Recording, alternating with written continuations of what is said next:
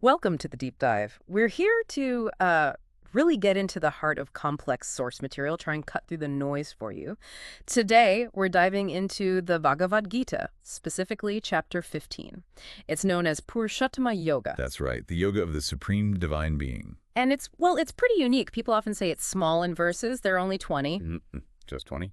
But vast in meaning. It's got one of the most sort of mystical metaphors in the whole Gita. Okay, let's unpack this. Yeah, it's actually quite remarkable how Krishna, in just these few verses, manages to distill some really complex spiritual ideas. Really? He puts them into a framework that's, well, surprisingly accessible. So this deep dive, it's not just about, understanding an ancient text. It's really about potentially shifting how you understand reality itself and your place in it.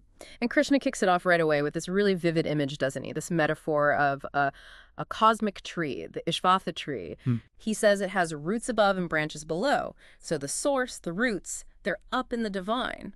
But the branches, they reach down. Right into our world. Right into our everyday reality, the world of form, desire, illusion, really. Yeah. Exactly. And that tree, it's this profound symbol for Samsara. Samsara, the cycle. Yeah, the cycle of birth, death, rebirth. Basically, the material world that, we're all experiencing constantly. Think of it like this. The branches are kind of like our senses, always reaching out. The leaves, maybe the knowledge we gather from books or just life. Okay. And the fruits are all those experiences we have, the highs, the lows, successes, failures, you name it. The core idea really is that we get so tangled up in all those branches, always chasing the next fruit, the next experience, that we often just completely forget where our true roots are, where we actually come from. That feeling of entanglement, I think everyone can relate to that. Feeling caught up, swept away by, the day-to-day desires, what we think we need, what we have to achieve. But then Krishna gives us this really direct instruction. It's almost startling, actually, how to deal with this entanglement. He says, and I find this really striking, with the acts of detachment, cut down this deeply rooted tree. Powerful image. It sounds so radical, but it's not actually a call to just reject life altogether, is it? No, absolutely not. That's a common misunderstanding. Yeah. If you look at the Gita as a whole, it's definitely not about withdrawing or becoming apathetic. It's more a call to observe, to recognize that you aren't the tree itself. You're not defined solely by the fruits it bears, the experiences you have. Okay, so it's about perspective. Exactly. Cultivating a perspective where you can live fully, participate, but without getting completely identified with all the constant change, the ups and downs, the pleasure, the pain. It's sort of like being an actor in a play. You're fully in the role, you feel it, but somewhere inside, you remember you're the actor, not just the character you're playing. That's a great way to put it. Being the actor, not just the character. That distinction feels really important. And if we cultivate that observer perspective, it naturally makes you ask, well, what is this observer? What's the actual reality beyond these fleeting branches of the tree? And that's exactly where Krishna goes next. He introduces this idea of a threefold reality, 3 levels of being. He talks about Kshara, Purusha, that's the perishable being.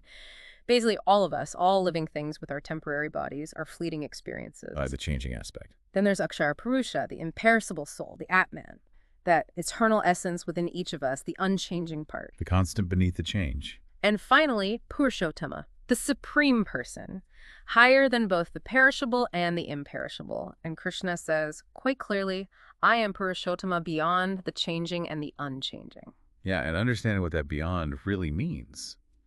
That's fascinating. Imagine the ocean.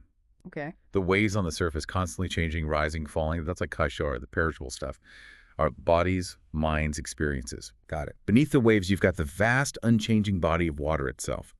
That allows the waves to even exist. That's kind of like Akshara, the eternal individual soul. Right. But Purushottama, that's the entire ocean, the source from which both the individual waves and the unchanging water emerge. Yet, it's still distinct. It transcends any single part or even the sum of its parts. Krishna embodies that ultimate reality. It pervades everything, but it's also beyond everything. The ultimate source, the sustainer. Wow. So if that's the supreme being, Purushottama, then the obvious next question is, okay, who are we then, truly, in relation to all that? The big question. And Krishna answers it in a way that, well, it really cuts right to the heart of identity, doesn't it? It does. He says, a fragment of myself becomes the individual soul and enters the body, identifying with the mind and senses. Just think about that for a second. A fragment of myself. It's such a profound statement. It challenges our deepest ideas about who we are. We are this divine fragment, this spark of the ultimate. But in our daily lives, we just forget so easily. We get convinced we're just the body or the roles we play. I'm a student, I'm a parent, I'm a success, I'm a failure, whatever it is. Exactly. And what's really insightful, I think, is how the chapter explicitly invites us to remember that truth. Yeah. That you, listening right now, are that divine fragment. You're not just the temporary role or the body that gets older or the mind with its endless thoughts.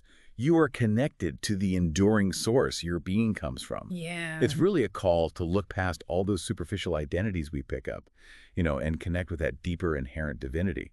It's so easy to get lost, thinking our worth is tied to like what we achieve or what other people think. But this chapter offers such a powerful reframe on all that.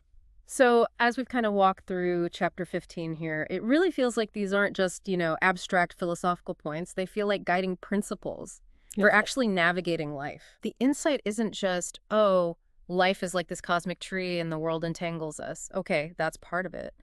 But the deeper lesson seems to be about that acts of detachment. It's not about rejecting life, like you said, but about finding where true freedom lies within our engagement with the world. Freedom within, not freedom from. Right. It reframes our struggles. They're not just external battles, but maybe more like internal shifts in perspective. It guides us back towards remembering our connection to Purushottama, the supreme being.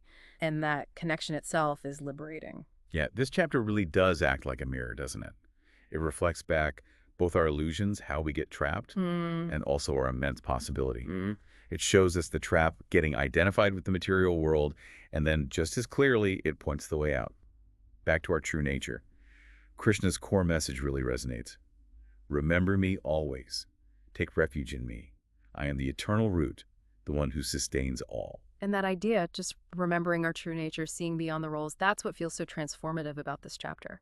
Absolutely. And, if Krishna tells us that a fragment of myself becomes the individual soul and enters the body, identifying with the mind and senses, and that we tend to forget this, well, this raises a really important question for you, for anyone listening.